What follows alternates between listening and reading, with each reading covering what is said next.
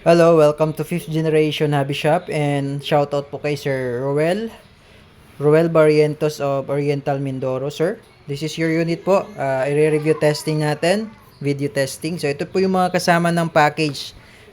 Kasama ng unit nyo, sir, no? This is 4.5 mm steel BBs, 500 shots. So mas maliit po ito sa airsoft. So ang airsoft is plastic BBs. Ayan, plastic BBs. This one is steel BBs 4.5 mm. Okay, steel BBs po siya. So meron tayong magnet dito.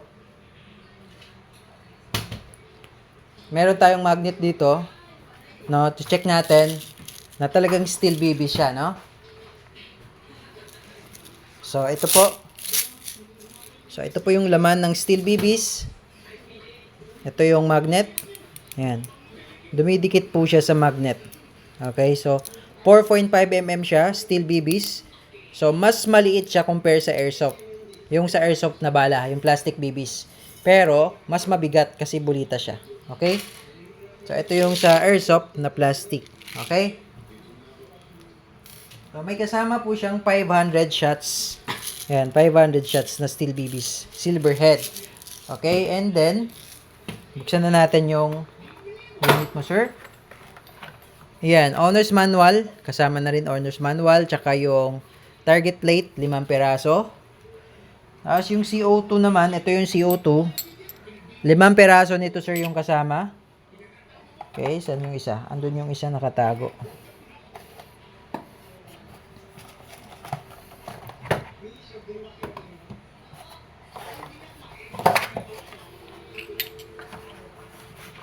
So, ito po.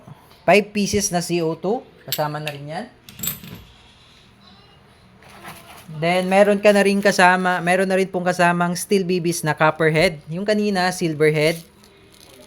500. So, plus 200. 700 shots na copper head, na steel BBs. Then, eye protection. Kasama na rin po. Silicone oil. Kasama na rin po sa package. At yung unit. This is the P10 Crossman Phantom P10. Okay, hindi na po siya kinakasa. Then, made by polymer. Plastic po siya, pati yung slide, pati yung frame plastic. Then, pwede mo siyang lagyan ng accessories. Then, dito po nilalagay yung CO2.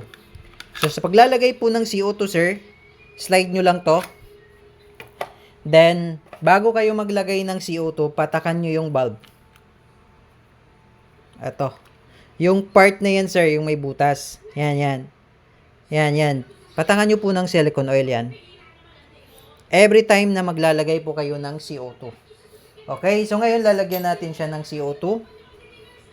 Okay, ito yung CO2. But before that, release muna natin yung mag. So, ito yung magazine niya. 20 rounder magazine. Yan. So, mamaya ituturo ko rin sa inyo kung paano maglagay ng CO2. Okay, so ay ng bala sa magazine. Okay, so salpak mo yung CO2. Yan. Okay, so nakasalpak na yung CO2. Ngayon, hihigpitan ko lang siya ng bagya. Yan, so hindi pa yan maigpit na maigpit. Wala pa yan butas. Ngayon, pag hihigpitan ko na po siya, pipigilan ko yung CO2 para hindi umikot. Yan, pipigilan ko. Then, itong pihitan niya, kailangan mabilis po kayo dito. Kasi pag medyo mabagal po yung paghigpit nyo dito, at nabutas na yan, pwedeng sumingaw yan dyan. Kasi maluwag pa. So, kailangan mabilis po. So, ganito po. So, ayan. So, wag nyo rin pong masyadong hihigpitan kasi pwedeng mag-expand yung stopper dito. Pwedeng mag-expand yan. Kasi, ano lang yan, pot metals lang yan eh. Ito kasing CO2 natin, metal yan. Bakal yan. O, tingnan nyo po. Yan. Bakal yan. So, may point of contact sila dito sa pot metals, dito sa stopper na yan, dito sa part na yan. So, once na inigpitan mo siya ng todo, pwede siyang mag-expand. Doon nagkakaroon ng leak. Premature leak. Okay? So, ngayon, may butas na yan.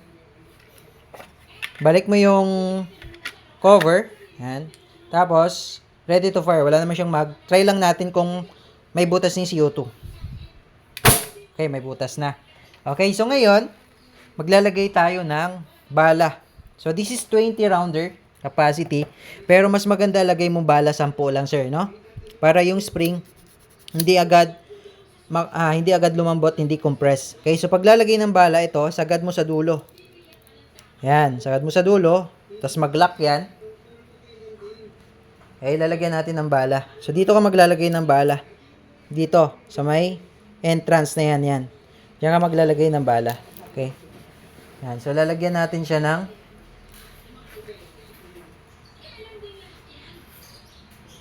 4,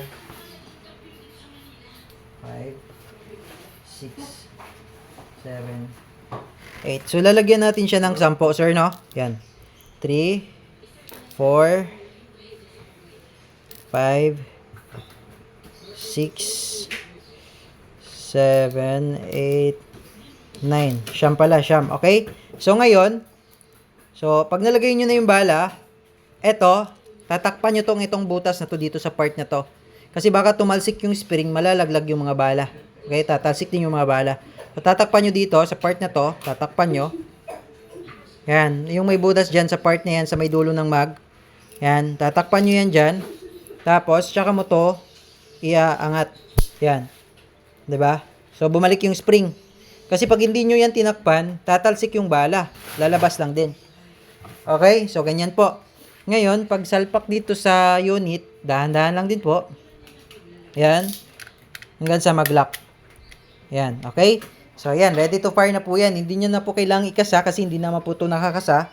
At hindi rin ito gumagana yung hammer niya. Plastic lang po ito. No? Then, ito may safety po yan. Yan. F for fire. Then, ito naman S for safety. Yan. Safe yan. Yan. Safe. Ngayon, pag nilagay mo sa F, fire na po yan. Okay? So, itetest natin siya sa bote, sir, no? Kung kaya niya bang basagin yung bote. No? Kasi talagang malakas ang Phantom, Sir Roel Barrientos. Okay? So, set up lang natin yung ating camera sa target. Tapos, papakita ko sa inyo kung ano yung target natin. Okay? So, sa EPS nito, hindi ko lang mako-chrono kasi lobat yung aking chronograph tester. So, ngayon, itetest lang na lang natin sa bote. Okay, Sir Roel Barrientos of Oriental Mindoro, sir. So, ito yung ating target ngayon. Yan. 2 bote yan. So, buo pa yan, sir. Okay? So, yan ngayon ang magiging target natin. Titingnan natin kung gaano kaganda at kalakas itong ating Crossman Phantom P10. Okay? So, yung mga butas-butas sa pader na yan, airgun din ang may gawa niyan. Isa na doon yung Crossman Phantom.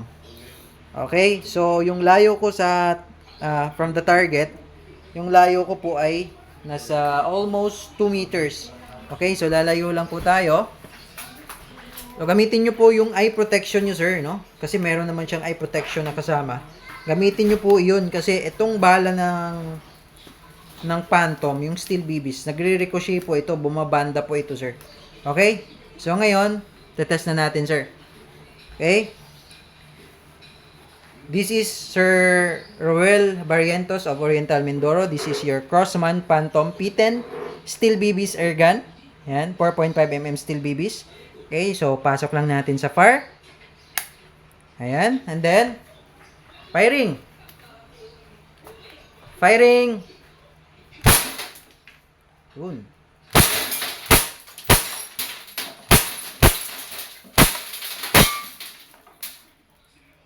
So, ganun po kalakas si Crossman P10. Okay, so wala na siyang bala. Hindi naman siya nag-open slide or open chamber kasi wala na po siyang, hindi po siya blowback. Hindi po gumagana tong slide. Okay, so titingnan natin, Sir Roel Barrientos, yung damage. Yan. Wasak-wasak, durog talaga yung bote. So, ganun po kalakas si Crossman P10 Phantom. Okay? So, this is your unit, Sir Roel Barrientos of Oriental Mindoro, ready to ship, bound to Mindoro. If you have more questions, sir, message lang sa aming Facebook page, 5th Generation Hobby Shop. Again, this is the brand new Crossman P10 Phantom, okay? Unit of Sir Roel Barrientos of Oriental Mindoro. Thank you, sir, and have a nice day.